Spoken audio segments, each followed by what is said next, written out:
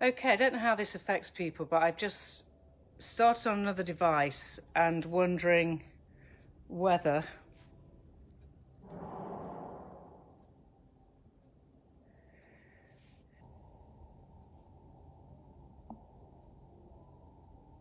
Okay, Carol, can you interact with me just so that I know whether or not I can tune in with a different device? I've got 4 people looking. Okay, we're watching again. Can you just thumbs up if you can hear me? I'll give you all a chance to get back on. Tom reckons it was happening nationally, not just with me. If you can thumbs up, I'll go back in front of the camera. Jane Fox, yes.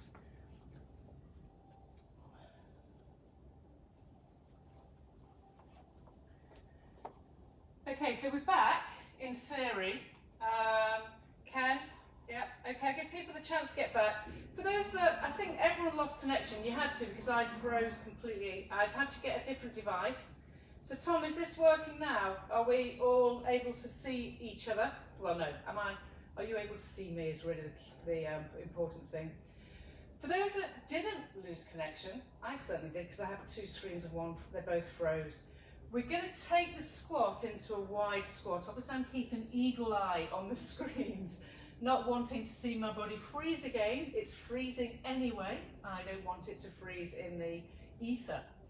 The next position therefore is your squat where your thighs go wide and stand. We've already done our parallel squats. Let's try and find our rhythm again and the connection. I appreciate that there are fewer people in the room now because I suspect they're trying to find connection. I will carry on, people. I appreciate that this is less than, what's the word, desirable, but hey, no power on this one. People, we're going to go down, press the thighs against that band. Hi Lorna, welcome back. The problem was not anyone's in particular, it was a general outage. In terms of what's going on now, I'll show you another view. I'm not necessarily turned out, but what I am doing, hi Lindsay, is I'm pulling the thighs open to get into the side bottom. The rate or pace is a very kind of easy pace. I'm not asking too much of the bodies except to find and feel the big global muscles. Morning Joan, hello, hello.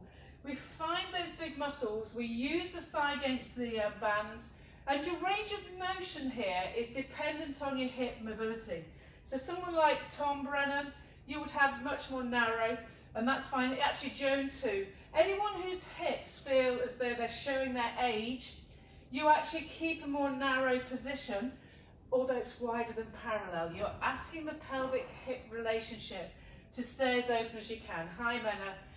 And also the breathing. Remember we said in the earlier moment before we froze, the breathing is your genius, and it's for you to apply the genius.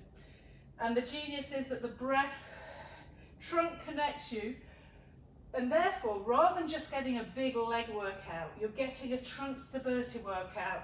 You're reorganizing the smaller and the bigger muscles, and certainly the breathing muscles making a stronger trunk connection supporting your spine. Let's go down in this wide squat and stay. The alignment has to be that your knees are wider than your ankles. You can't be like that, you have to be like that. In keeping the thighs pulling out, you keep the outside of the instep pressing into the ground. You're inhaling and exhaling, and the feel for pulling the heels down and pushing the heels, pulling on the heels, pushing on the heels. Hi Trudy, glad we're back in. That's what you need to get going on there, okay? We're going to stay down in this next time. I'm going to change my position. Stay down there, keep the thighs stretching against that band. And then exhaling, deepen and deepen. This is known as end range work and will take you straight to the seat of the bum and some of the side bottom, depending on how strong you are. The watch thing here is do not tuck your bottom under. It really is that you have to keep the sit bones pointing backwards, the shoulder blades drawing tight together. Your chest will not be the height of your pelvis. It's your knees that bend and your hips that flex. In doing this, I can feel a gradual increase of activation demand on my side glute area, which is pelvic stabilization. Okay, people, stay.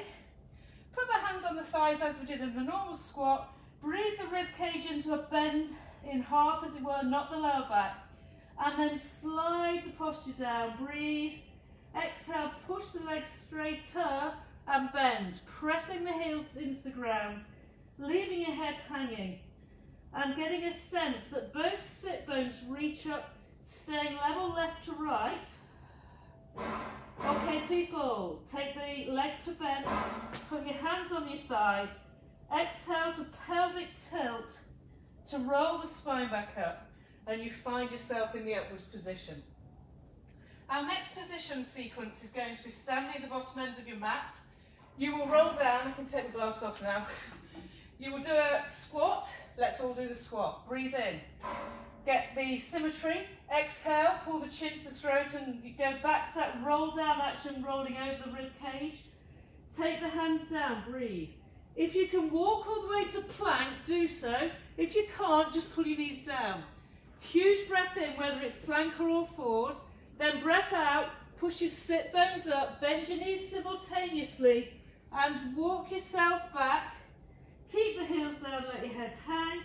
Breathing out, pelvic tilt and return your spine all the way back up. And we repeat. Find your squat. Forwards rolling spine, rib cage, thoracic. Hi, Lindsay. Breathe deeply in, that's Lindsay Davis. Walking to either all fours or plank. Have your moment, breathe, bend the legs and pull yourself back, ground your heels, rib cage, breath out to roll the spine up. We're going to add on this time when we have our squat. Breath out is the chin nod, ribs navel, head hanging, breathe. Breath out is the walking and find the plank. Everyone now find your hands and knees. Take your hands wide. Some of you may not have done any upper body work in the last 2 weeks. We're going to do the wide chest press because that's the healthiest shoulder activation you can have. So Margaret, just watch what you do. In this, the upper back stays in neutral. That means your pelvic to upper spine area. In your sense is straight. You don't want to round the upper back. You certainly don't want to round through the front of the chest. And you ask the body to pull your elbows wide open. And you ask the body to dip forwards towards the end of your mat and use the breath out to push the ground away.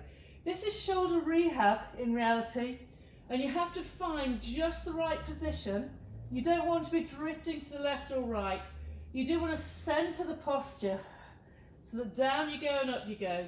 Inhaling down, I can feel the back of my armpit, my lats and serrats, which means I am most certainly making a good repositional action. Okay, so in other words, it's a rehab moment for my upper shoulder area. All right, people, stay there.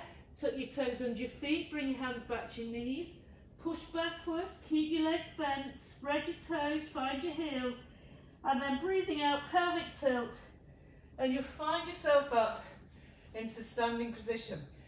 Go back into your squat. Let me change my view for you. Now that you're in your squat, keeping the symmetry from sit bones to heels. Pick up one heel, and then you're taking this added influence onto the heel, foot, leg that's staying grounded. I'm on tiptoes on my right foot. I'm using my left leg to push and pull. So this is the earliest at the moment where you get an influence towards single leg stabilisation. The rules still are, don't let your right thigh or left thigh roll in. So both thighs stay in parallel. And the push and pull of the body, same as it would be for double squat. Now if it's too intense, then simply keep both heels down. You're breathing in and out.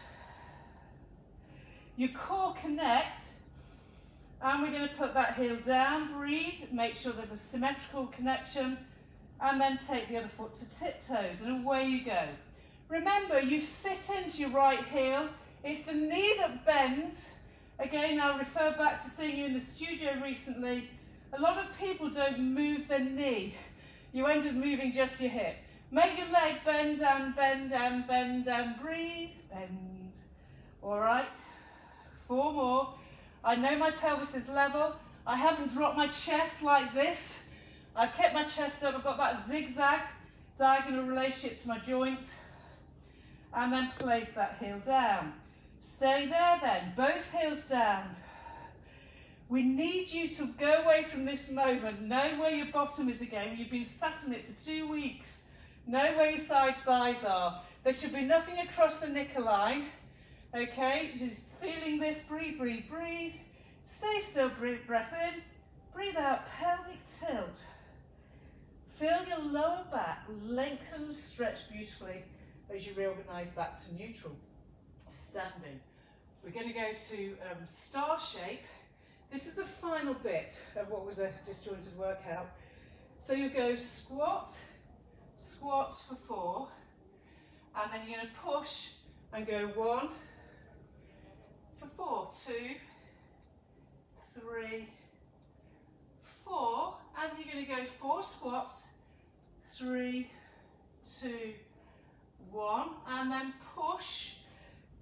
This second part of the legs burn has been getting you into your single leg work, hasn't it? All right, and we go 4, 3, don't drop the chest lower than the hips, and then stretch, or reach, is possibly a better cue, and reach, and 4. So I can feel my bottom working really hard. Hi Caroline, didn't raise her in, and, or Carolyn, not Caroline. 3, 2, and 1, and we go. 4, 3, 2, 1, and reach, and reach, and reach. And we repeat, 4, 2, 1, up, up, up, and let that go. All right, to stretch you out nicely, find a squat, big breath in. Find yourself rolling. Remember, it's rib cage, neck, not lower back. Breathe. Take yourself halfway out and lower to all 4s. Breathing in and out. We're in all 4s. Hover and lower. This is you working to leave the legs and the trunk brilliantly connected. Once again, I'm using the hips going higher than the shoulders. The legs stay bent. And now you should get the rib cage to belly button to hip bone connection. The head can slightly dip chin. I can see my thighs. I can feel my breath. The middle of me working really hard. And then people, 2 more, 1 more. And allow the knees down. Your final moment is kneeling up if your body allows it. I want the hip to stretch. You did lots and lots of flexor work, which is not wrong. So find pelvic neutral, breathing. Have your arms reaching as if they could get to your heels. Inhale, backwards lean, and exhale, forwards. Inhaling, pelvic floor navel to spine. Breath out and inhaling and